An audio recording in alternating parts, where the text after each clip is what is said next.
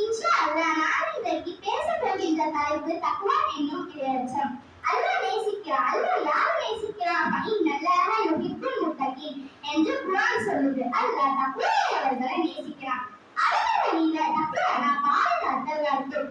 இஸ்லாமிய வழக்கத்துல தக்வானா அல்லாஹ்வுடைய தண்டனையிலிருந்தோ அல்லாஹ்வுடைய கோபத்திலிருந்தோ ஆயிரம் பாதுகாக்கக்கூடியவன் சொன்னா தக்வான்னு சொல்லுவோம். எப்படி பாதுகாப்பது?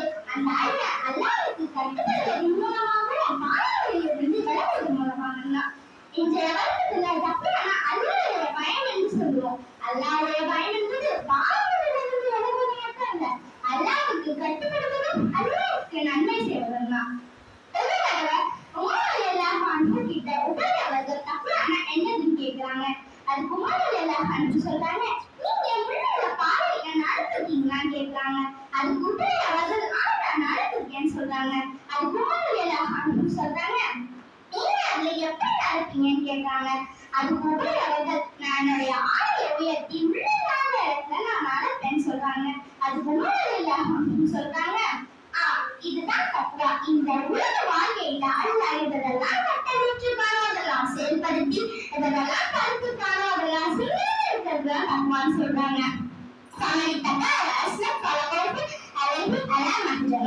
யாரெல்லாம் அஞ்சி தக்வாவை சுமந்து தன்னை சீர்படுத்திக் கொள்கிறார்களோ அவர்களுக்கு எந்த ஒரு பயமும் இல்லை, எந்த ஒரு கவலையும் இல்லை.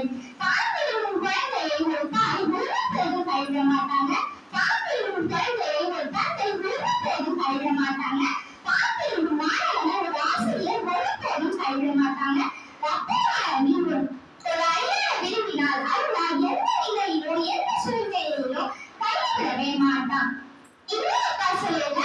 அவர்கள் தக்வாவுக்கு விளக்க சொல்றாங்க. பாவம் செய்யக்கூடிய இடத்துல அல்லாஹ் தந்த உலகத்தையும் பார்க்கக்கூடாதுன்னு சொல்லிட்டு ஒரு ஐயா நெருங்குவதுதான் தக்வான்னு சொல்றாங்க. யூசுப் நபி ஒரு பெண்ணால் சோதிக்கப்பட்டாங்க. அல்லாஹ் குர்ஆன்ல சொல்ற யூசுப் நபி ஒரு பெண் விற்கப்பட்டா. அல்லாஹ்வுடைய அச்சத்தினால அவர் அந்த கெட்ட செயல்ல ஈடுபடல. அல்லாஹ்வுடைய அச்சம் அவருக்கு இல்லாம இருந்துச்சுன்னா அவர் அந்த கெட்ட செயல்ல ஈடுபட்டிருப்பாரு. அல்லாஹ் அவரை பாதுகாத்துதான். சுப்ஹானல்லாஹ், அல்லாஹ்வை நேசிக்கிறவங்களை மட்டும்தான் அல்லாஹ் பாதுகாப்பான். எந்த ஒரு நபியையும் அல்லாஹ் கைவிடல. தக்வாவுடையவர்களை அல்லாஹ் கைவிடவே மாட்டான். இன்னையும் மறுமையில அல்லாஹ் தக்வாவுடையவர்களை கைவிடவே மாட்டான். அல்லாஹ்வை நேசிக்கிறவங்களுக்கு மட்டும்தான் இன்ஷா அல்லாஹ் மறுமையில வாழ்க்கை முழுவதும் கிடைக்கும். தக்வா என்பது ஆடை அல்ல, தக்வா என்பது தாடி அல்ல, தக்வா என்பது ஹிஜாப் அல்ல, தக்வா என்பது பேச்சு அல்ல. நபி ஸல்லல்லாஹு அலைஹி வஸல்லம் சொன்னாங்க, தக்வா என்பது இங்கே இருப்பது, அது செயல்படுவது உள்ளத்திலிருந்து.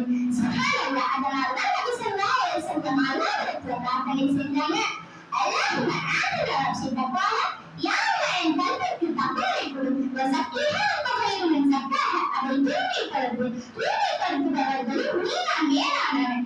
ஃபஇன்னல்லாஹ யுஹிப்புல் முத்தகீன். இந்த தக்வாவை சுமந்தால் அறிந்து கொள்ளுங்கள், அல்லாஹ் உங்களை நேசிக்கிறான், அல்லாஹ் உங்களை விரும்புகிறான், அல்லாஹ் உங்களோடு தான் இருப்பான். ஒருபோதும் அல்லாஹ் தக்வாவுடையவர்களை எந்த நிலையிலும் எந்த சூழ்நிலையிலும் உலகத்திலும் மறுமையிலும் அல்லாஹ் உங்களை கைவிடவே மாட்டான் என்று கூறிய உண்மையை நிறைவு செய்கிறேன். ஜஸாக்கல்லாஹு கைரா. அஸ்ஸலாமு அலைக்கும் வரஹ்மத்துல்லாஹி வபரகாத்துஹு.